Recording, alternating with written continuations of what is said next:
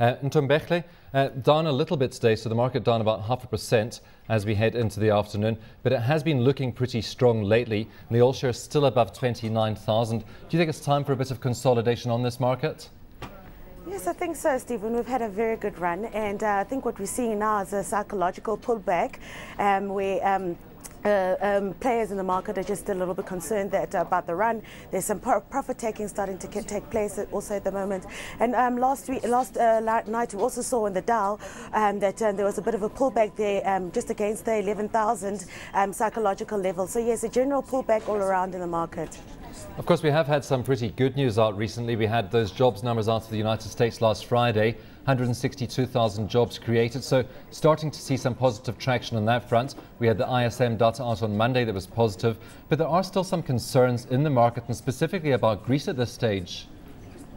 Yes, there are major concerns about Greece. I think we saw that coming back into the market yesterday, and that's one of the reasons we're seeing a pullback in our markets also, and why the dollar also strengthened quite a bit against the euro. And I think what the concern there is that Greece may revise its request from the IMF and the European Union, and so there's a bit of a concern that they may not be able to fulfill their debt obligations, and their fiscal problems will only worsen from there. So we have seen lots of concern coming back, lots of risk leaving the market, and lots of people going back into perhaps treasury bonds and something a little bit safer. And I think those concerns about Greece we'll see from today and tomorrow when the ECB sits, and we'll see what their concerns are, and whether, not necessarily what is going to happen, but how they will do it, and whether Greece will be able to survive this kind of assistance from the IMF and the World Bank.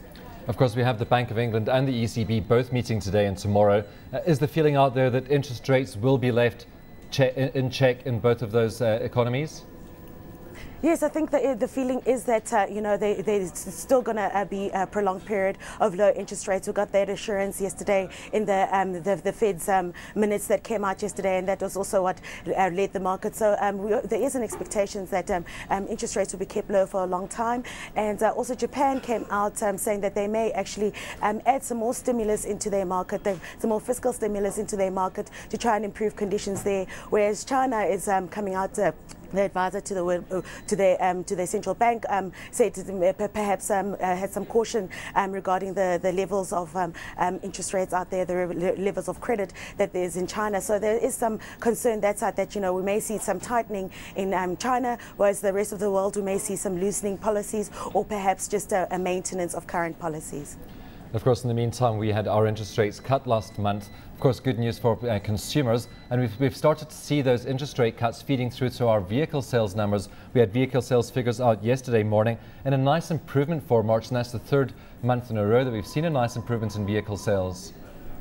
Yes, we have seen that the 12-month lag that economists speak about between the lowering of interest rates and it filtering into consumers is now started to happen, where we saw a nice 15% increase, especially in vehicle exports also. We've seen global demand pick up, and we've seen a local demand pick up. So that is what's very, very nice for us at the moment. And there's also what we're expecting out of the manufacturing data that is coming out, just mainly based on the demand side, whether it's local or exported demand.